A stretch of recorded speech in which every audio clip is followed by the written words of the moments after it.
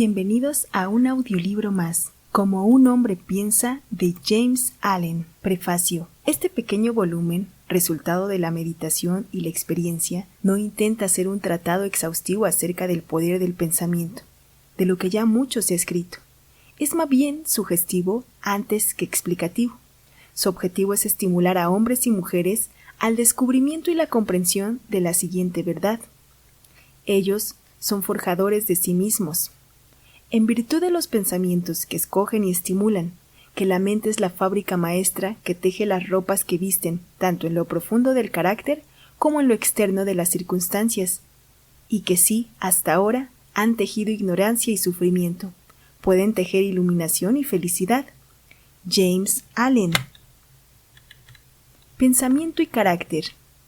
El aforismo, como un hombre piensa, en su corazón así él, no solo abarca su ser, sino que llega a comprender cada condición y circunstancia de su vida.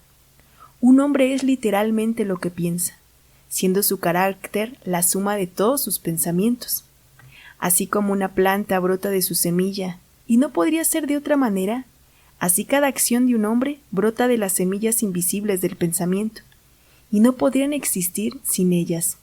Lo anterior es aplicable por igual a aquellos actos considerados espontáneos y no premeditados, como aquellos que son deliberadamente ejecutados.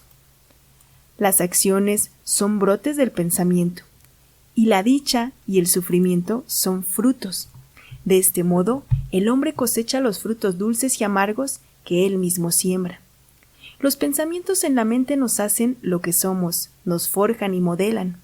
Si albergas en tu mente pensamientos inferiores, el dolor te seguirá como sigue el arabo al buey. Si en cambio tus pensamientos son elevados, te seguirá la dicha como tu propia sombra, es un hecho. El desarrollo del hombre está gobernado por leyes, no por artificios, y las leyes de causa y efecto, en tan absoluta e inevitable en el reino oculto de los pensamientos, como lo es en el mundo de los objetos visibles y materiales. Un carácter admirable no es asunto de azar o de favor, sino el resultado natural de un constante esfuerzo en albergar los pensamientos correctos. El efecto de una muy larga y apreciada asociación con pensamientos admirables. Un carácter innoble y bestial, por el mismo proceso, es el resultado de pensamientos viles albergados continuamente. Él es hecho o deshecho por sí mismo. En la armonía del pensamiento, forja las armas con las que se destruye. También elabora las herramientas con las que construye para sí mansiones celestiales de felicidad, fortaleza y paz. Con la elección y aplicación de los pensamientos correctos, el hombre asciende a la perfección divina. Con la aplicación y el abuso de los pensamientos incorrectos, desciende bajo el nivel de las bestias. Entre estos dos extremos están todas las categorías del carácter, y el hombre es su maestro y hacedor. De todas las maravillosas verdades del alma que han sido recuperadas y redescubiertas, en esta era, ninguna más grandiosa y fecunda de divina promesa y esperanza que esta. El hombre es el amo del pensamiento, forjador de carácter, creador y modelador de condiciones, entorno y destino. Como un ser de poder, inteligencia y amor, y señor de sus propios pensamientos, el hombre posee la llave de cada situación, y lleva consigo la agencia de transformación y regeneración, por la cual hace de sí mismo lo que quiere. El hombre es siempre el amo y señor, aun en su estado de mayor debilidad y abandono, pero en su debilidad y degradación es el amo necio que gobierna mal sus asuntos. Cuando empieza a reflexionar acerca de su condición y a buscar diligentemente la ley que lo llevó a ese estado, se transforma en el amo sabio, canalizando inteligentemente su energía y elaborando pensamientos fructíferos. Ese es el amo sabio, y el hombre solo puede llegar a serlo descubriendo dentro de sí mismo las leyes del pensamiento. Descubrimiento que es resultado de aplicación, autoanálisis y experiencia. Solamente después de mucho buscar y excavar el oro y los diamantes son obtenidos, y el hombre puede encontrar cada verdad asociada con su ser si cava con determinación en lo profundo de su alma, y probará inequívocamente que es forjador de su carácter, modelador de su vida y constructor de su destino. Si vigila, controla y altera sus pensamientos, siguiendo el rastro de sus efectos en sí mismo, en otros, en su vida y circunstancias, enlazando causa y efecto con práctica e investigación pacientes, y utilizando cada experiencia, aún la más trivial, cada hecho cotidiano, como medios para obtener el conocimiento de sí mismo que es, entendimiento, sabiduría, poder. En ese sentido, como en ningún otro, está la ley absoluta. Aquel que busque encontrará, aquel que toque la puerta, ésta se le abrirá. Solo con paciencia, práctica e impertinencia incesante puede un hombre entrar por la puerta del templo del conocimiento. 2. Efecto del pensamiento en las circunstancias. La mente de un hombre se compara a un jardín, que puede ser inteligentemente cultivado o ser abandonado y llenarse de hierbas. Pero sea cultivado o descuidado, está destinado a producir. Si no se siembran semillas útiles, entonces semillas de hierba mala caerán, crecerán en abundancia y se reproducirán. Al igual que un jardinero cultiva su parcela, manteniéndola libre de mala hierba, cultivando las flores y frutos que requiere. Así, debe también el hombre atender el jardín de su mente, limpiándola de pensamientos dañinos, inútiles e impuros, y cultivando hasta la perfección las flores y frutos de pensamientos correctos, útiles y puros. Solo siguiendo este proceso, el hombre tarde o temprano descubre que él es el jardinero maestro de su espíritu, director de su vida. También descubre en sí mismo las leyes del pensamiento y entiende cada vez con mayor precisión cómo la fuerza del pensamiento y los elementos de la mente operan en la formación de su carácter, sus circunstancias y su destino. El pensamiento y el carácter son uno solo, y mientras el carácter solo se manifiesta y descubre a través de las circunstancias, el entorno de la vida de una persona siempre estará en armonía con su estado interior. Esto no significa que las circunstancias de una persona en un momento dado son un indicador de todo su carácter, sino que aquellas circunstancias están íntimamente conectadas con algún elemento vital de pensamiento en su interior, que en ese momento es indispensable para su desarrollo. Cada hombre está donde está por la ley de su propio ser. Los pensamientos que ha construido en su carácter lo han llevado allí, y en la disposición de su vida no hay elemento de azar, sino el resultado de una ley que no puede fallar. Esto es cierto tanto para aquellos que se sienten descontentos con su entorno, como para aquellos que están satisfechos con él. Como ser de evolución y progreso, el hombre está en un punto en el que debe aprender que ha de crecer, y mientras aprende la lección espiritual que cada circunstancia le ofrece, ésta termina y da lugar a otras circunstancias. El hombre es abofeteado por las circunstancias mientras se piense a sí mismo como un ser creado por las condiciones exteriores, pero cuando se da cuenta de que es un poder creativo y que puede manejar las tierras y semillas de su ser, de las que las circunstancias nacen, se convierte en el dueño y señor de sí mismo. El hombre que por algún tiempo ha practicado el autocontrol y la autopurificación, sabe que las circunstancias nacen de los pensamientos, porque ha notado que la alteración de sus circunstancias ha estado en exacta relación con la alteración de su estado mental. De este modo, es verdad que cuando un hombre tenazmente se dedica a subsanar los defectos de su carácter y realiza un progreso rápido y marcado, pasa rápidamente por una sucesión de cambios repentinos. El alma atrae aquello que secretamente alberga, aquellos que ama, y también aquello que teme alcanza la cúspide de sus más preciadas aspiraciones, cae al nivel de sus más impuros deseos, y las circunstancias son los medios por los que el alma recibe lo que es suyo. Cada semilla de pensamiento sembrado, dejado caer en la mente, y que echa raíces, se reproduce a sí misma, floreciendo tarde o temprano en acciones, produciendo sus propios frutos de oportunidad y circunstancia. Buenos pensamientos producen buenos frutos.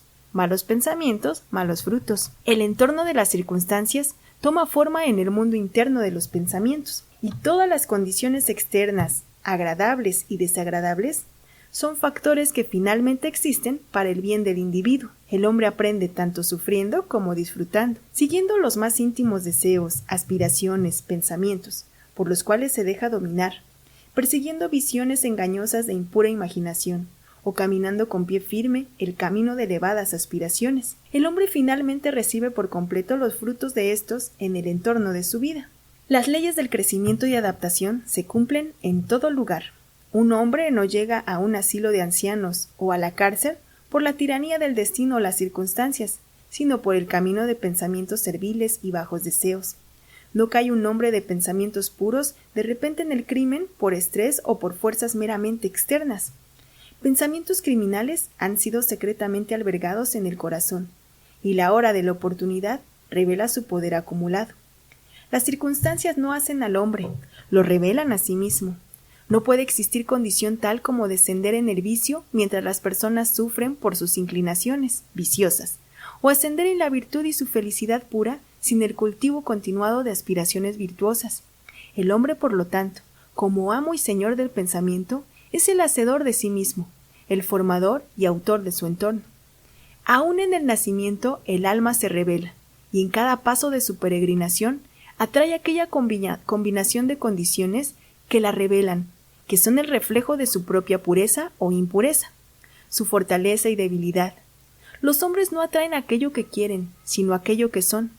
Sus antojos, caprichos y ambiciones se frustran a cada paso, pero sus más íntimos pensamientos y deseos se alimentan de sí mismos, sean estos sucios o limpios. La divinidad, que nos da forma, está dentro de nosotros mismos. Somos nosotros mismos. El hombre está maniatado solo por sí mismo. El pensamiento y la acción son los carceleros del destino. Ellos nos apresan. Si son bajos, ellos son también ángeles de libertad. Nos liberan si son nobles. No consigue el hombre aquello que desea y por lo que ora, sino aquello que con justicia se gana. Sus deseos son plegarias. Solo son gratificados y atendidos cuando armonizan con sus pensamientos y acciones.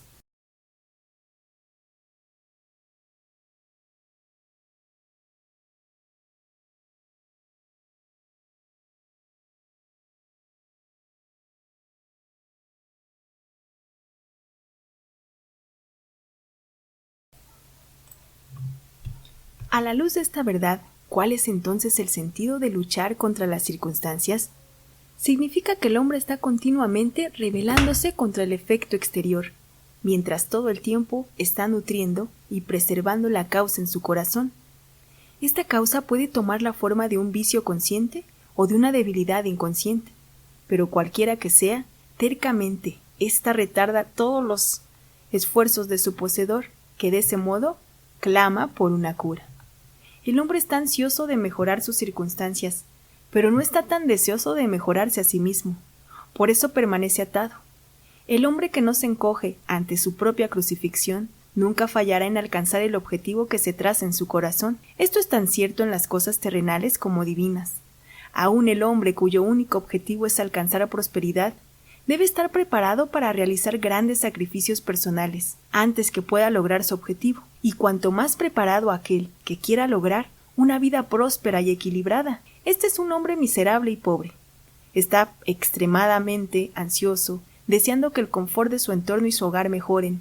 Aún así, todo el tiempo es mezquino en su trabajo, y se considera justificado al tratar de engañar a su empleador basado en lo miserable de su sueldo. Tal hombre no entiende los simples rudimentos de los principios que son la base de la prosperidad, y no solo está incapacitado para alzarse sobre su miseria, sino que atrae aún mayores miserias al albergar y actuar siguiendo sus pensamientos indolentes, falsos y cobardes. Este es un hombre rico, que es víctima de una penosa y persistente enfermedad, resultado de la glotonería.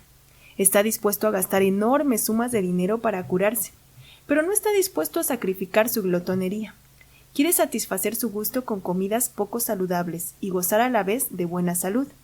Tal hombre es totalmente incapaz de gozar de buena salud porque no ha aprendido los principios básicos de una vida saludable. Este es un empleador que adopta medidas deshonestas para evitar el pago de sus sueldos reglamentarios, y en el afán de mejorar sus ingresos, reduce los sueldos de los empleados.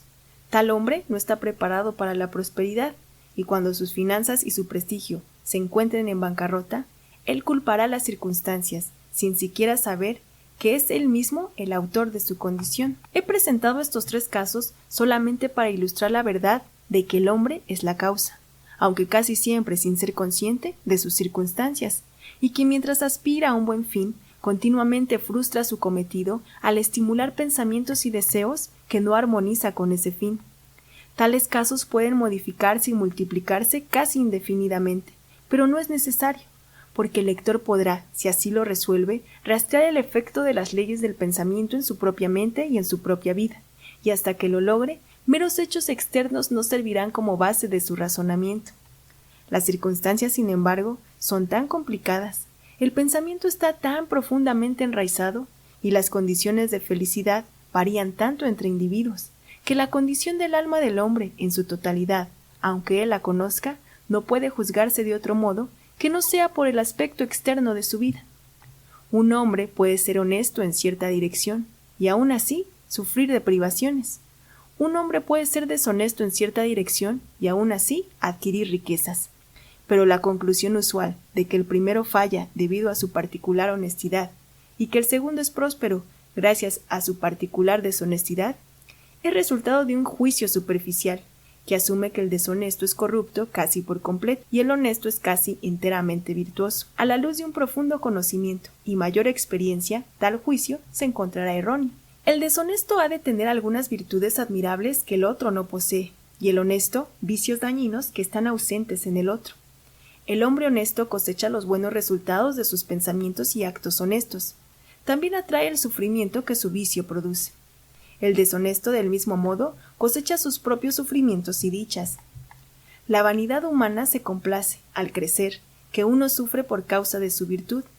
Pero hasta que el hombre haya extirpado cada pensamiento malsano, amargo e impuro de su mente, y limpiado cada mancha pecaminosa de su alma, no estará en posición de saber y decir que sus sufrimientos son resultado de sus buenas y no de sus malas cualidades, y en el camino de la perfección habrá encontrado funcionando en su mente y en su vida la gran ley que es absolutamente justa, y que no da bien por mal ni mal por bien, en posesión de tal conocimiento.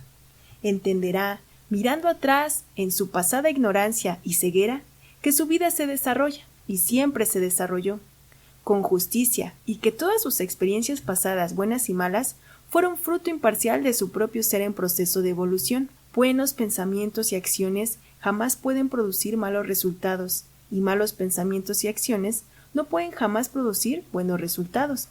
Esto no es otra cosa que afirmar que no puede cosecharse más que trigo del trigo, u ortiga de la ortiga. El hombre entiende esto en el mundo natural, y trabaja con ese conocimiento, pero pocos lo entienden en el mundo moral y mental, aunque esta operación es tan simple y directa, y por lo mismo no cooperan con esa ley. El sufrimiento es siempre el efecto de los pensamientos equivocados en alguna dirección. Es indicador de que el individuo está fuera de armonía consigo mismo, con la ley de su ser. El único y supremo uso del sufrimiento es la purificación, quemar todo aquello que es inútil e impuro. El sufrimiento cesa para quien es puro. No hay sentido en quemar el oro después de la escoria se ha retirado. Y un ser perfectamente puro e iluminado no puede sufrir. Las circunstancias por las que un hombre se encuentra con el sufrimiento son el resultado de su propia falta de armonía mental. Las circunstancias por las que el hombre se encuentra con la buenaventura son los resultados de su propia armonía mental. Buenaventura, no posesiones materiales, es la medida del pensamiento correcto. La infelicidad, no la falta de posesiones materiales, es la medida del pensamiento errado. Un hombre puede ser desgraciado y ser rico, puede ser bendito y pobre. La buenaventura y riqueza solo se juntan cuando la riqueza es empleada correctamente y con sabiduría, y el hombre pobre solo desciende a la miseria cuando considera su destino como una carga injustamente infringida. La indigencia y la indulgencia son dos extremos de la miseria. Ambas son igualmente innaturales y el resultado de un desorden mental. Un hombre no está correctamente adaptado hasta que es un ser feliz, saludable y próspero. Y la felicidad, salud y prosperidad son el resultado de la armonía entre su mundo interno y externo, del hombre con su entorno. Un hombre solo empieza a ser hombre cuando deja de lamentarse y maldecir y comienza a buscar la justicia oculta que gobierna su vida, que al adaptar su mente a este factor gobernante, cesa de acusar a otros como la causa de su situación y se forja a sí mismo con pensamientos nobles y fuertes. Deja de patalear contra las circunstancias y empieza a utilizarlas como ayuda para progresar más rápido y como un medio para descubrir el poder y las posibilidades ocultas dentro de sí. Ley y no confusión son el principio dominante del universo. Justicia, no injusticia, es el espíritu y sustancia de la vida. Rectitud y no corrupción es la fuerza moldeadora y motivadora que gobierna el espíritu del mundo. Siendo esto así, el hombre no tiene opción más que descubrir que el universo funciona correctamente, y al rectificarse, encontrará que mientras cambia sus pensamientos respecto a las situaciones y la gente cambiarán respecto a él. La prueba de esta verdad está en cada persona, y por ello puede verificarse fácilmente mediante una introspección y autoanálisis sistemáticos. Cambie un hombre radicalmente sus pensamientos y se asombrará de la rápida transformación que operará en las condiciones materiales de su vida. El hombre imagina que puede mantener en secreto sus pensamientos, pero no puede. Rápidamente estos se cristalizan en hábitos y los hábitos toman forma de circunstancias. Pensamientos indulgentes se cristalizan en hábitos de indulgencia respecto a la bebida y el sexo, que toman forma de destrucción y padecimiento. Pensamientos impuros de todo tipo se cristalizan en hábitos de desorientación y debilidad, que toman forma de circunstancias de perturbación y advertencia. Pensamientos de temor, duda e indecisión se cristalizan en hábitos de debilidad, falta de hombría e irresolución, que toman forma de circunstancia de fracaso. Indigencia y dependencia, pensamientos de pereza se cristalizan en hábitos de desaseo y deshonestidad, que toman forma de circunstancias de inmundicia y mendicidad. Pensamientos de odio y condena se cristalizan en hábitos de acusación y violencia, que toman forma de circunstancias de injuria y persecución. Pensamientos narcisistas de todo tipo se cristalizan en hábitos egoístas, que toman forma de circunstancias de mayor o menor angustia.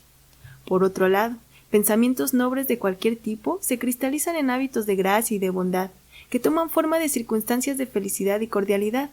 Pensamientos puros se cristalizan en hábitos de temperancia y dominio de sí mismo, que toman forma de circunstancias de paz y tranquilidad.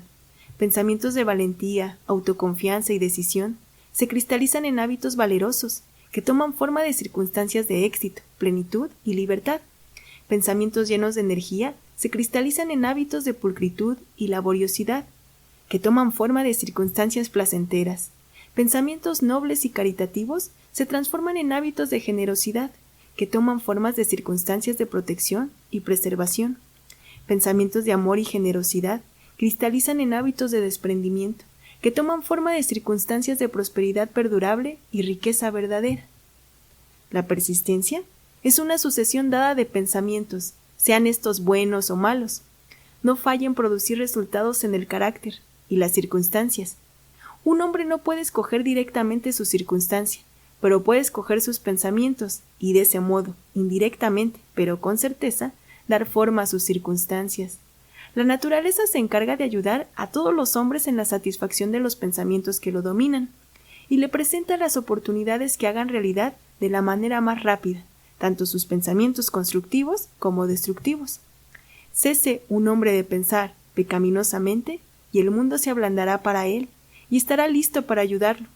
Deje de lado sus pensamientos débiles y enfermizos, y las oportunidades nacerán en cada mano para ayudarlo en sus resoluciones. Motive buenos pensamientos y no habrá fatalidad que lo ate a la miseria y la vergüenza. El mundo es tu calidoscopio y la variedad y combinación de colores que a cada momento te presenta son las imágenes exquisitamente ajustadas de tus pensamientos siempre en movimiento. Serás lo que has de ser, que la derrota encuentre su falsa felicidad en lo que cree que es tu realidad, pero tu espíritu la desprecia, domina el tiempo y conquista el espacio. Vence aquella vanidosa embaucadora, la suerte, derrota la circunstancia, la pone a su servicio. El deseo humano, que poder descendiente de un espíritu inmortal, puede hacer un camino a cualquier objetivo, aunque murallas inmensas se opongan. No te impacientes cuando logres entender que tu espíritu es quien manda, hasta los dioses han de obedecer. Gracias, nos vemos en la siguiente parte, que sería la 3.